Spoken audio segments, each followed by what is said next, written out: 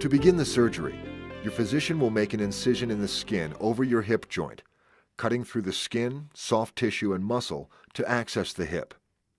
Once the hip is reached, the ball is dislocated from the socket and removed from the end of the femur with a saw. The socket, or acetabulum, is exposed. After measuring the size of the socket to guide accurate selection, the appropriate reamer, a cheese grater type device, is used to create a perfect hemispherical bone socket that matches the external shape of the acetabular cup. The cup is carefully positioned in the bony socket. This cup is held in place using a number of methods depending upon surgeon preference and your bone quality.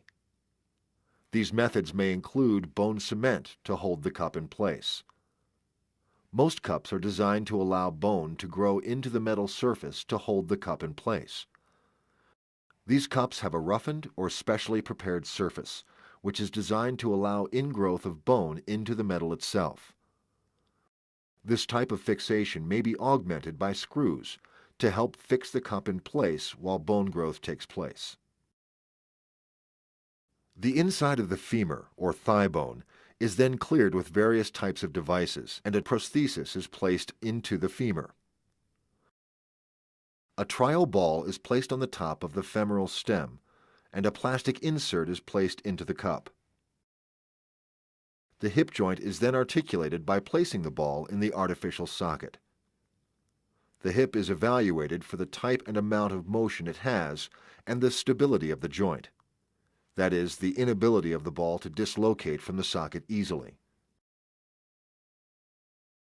Once the appropriate combination has been found, the ball is then placed onto the femoral stem and the final insert is placed into the cup. The leg is evaluated again for stability and mobility and leg length equality. Throughout the operation, numerous measurements and operative considerations are taken to equalize leg lengths. However, the primary goal is to achieve a stable, non-dislocating hip. Prior to final assembly of the total hip, leg lengths are again evaluated.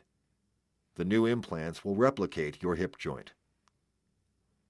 Your physician will rinse out debris from the hip joint with sterile fluid and then close the wound in layers with stitches and/or staples. A plastic drain may be placed in your hip and removed later. The purpose of the drain is to remove blood from the inside of the joint and tissues that might accumulate in the area after surgery. When you awaken from surgery, you will be in the recovery room.